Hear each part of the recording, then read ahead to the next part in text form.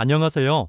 오늘은 제가 몇 년 전 국내 결혼정보회사를 이용하면서 겪었던 다소 좋지 않았던 사실들에 대하여 이야기를 좀 하고자 합니다.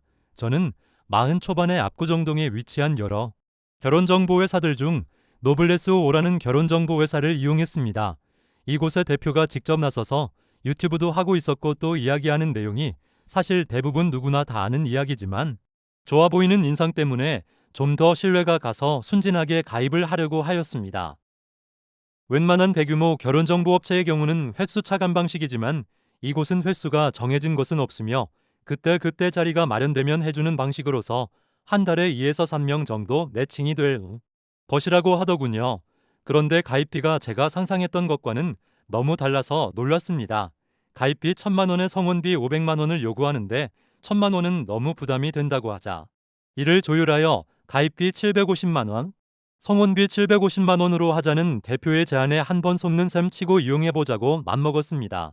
그러면서 다음 이야기를 하려고 하자 대표는 부가세 제외라는 말을 하더군요. 그리고 커플 매니저가 배정되었습니다. 커플 매니저라는 이름만 들으면 연애와 결혼을 전문적으로 분석해주는 사람처럼 느껴집니다. 하지만 제가 경험한 커플 매니저의 역할은 생각보다 단순했습니다. 다른 결혼정보회사와 회원풀을 교환하고 조건이 맞아 보이는 사람끼리 소개팅 자리를 만들어주는 것. 말하자면 연애 전문가라기보다는 소개팅 일정 조율자에 가까웠습니다.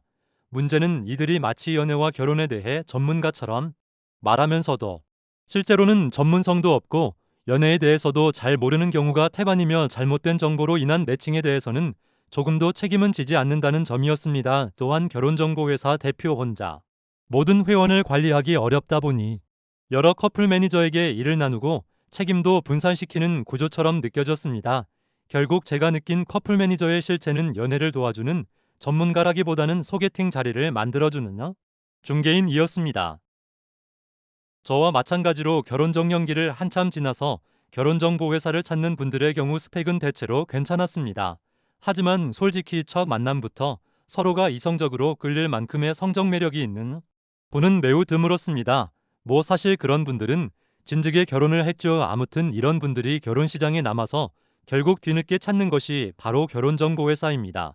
뭐 요즘은 20대 젊은 여성분들도 많이 찾는다고는 하는데 사실 몇 년 전까지는 결혼정보회사를 가장 많이 찾는 고객이 주로 30대 중반 이후의 여성분들이었습니다. 그리고 결혼정보회사의 매칭풀에 회에서 좀 노골적으로 말하자면 결혼정년기도 훌쩍 지났고 또 결혼에 있어 하자가 한두 개씩은 있는 분들을 추려모은 것이라고 할 수도 있겠네요.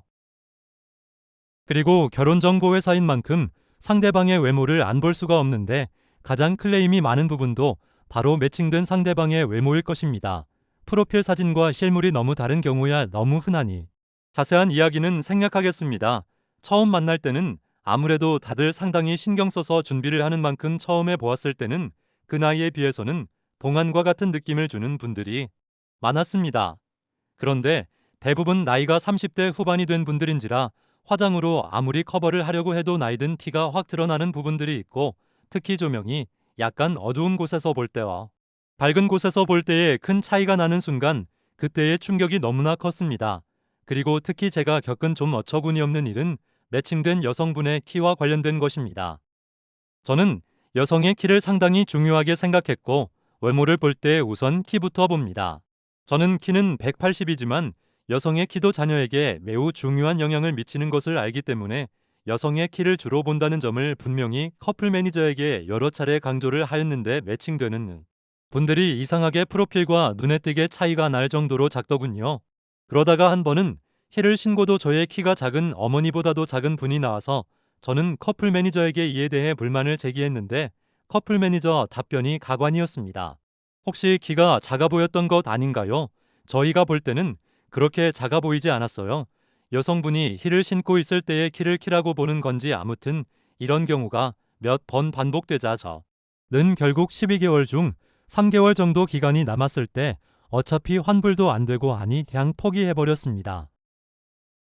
흔히들 결혼정보회사는 철저하게 신원을 확인하고 보증하는 것처럼 생각하지만 실상은 전혀 그렇지가 않았습니다. 저는 여성분이 되도록 안정적인 직업을 가졌으면 한다고 분명히 커플 매니저에게 말하였고 그것을 고려하여 매칭을 하여주겠다고 커플 매니저는 답하였습니다. 그런데 어느 날 한 여성분의 소개가 들어왔고 프로필상으로는 꽤 번듯한 직장을 다니는 분이었는데 맡은 직무 자체가 정규직이 아닌 계약직이 맡는 직무의 냄새가 나서 한번 자세하게 확인을 해보니 수시로 계약직을 모집하는 업무였습니다. 이에 대해서 커플 매니저에게 불만을 제기하자 이미 만남 일정을 확정했는데 어떻게 할까요? 라는 아주 무책임한 답변만 들었습니다. 결혼정보회사를 통해 인연을 찾은 분들도 분명히 있으며 많은 도움을 받은 분들도 적지는 않을 것입니다. 하지만 그렇지 않은 경우가 압도적으로 많으며 수면 위로 드러나지 않은 여러 가지 문제점이 많다는 것도 사실임을 말하고 싶었기에 본 영상을 제작해봤습니다.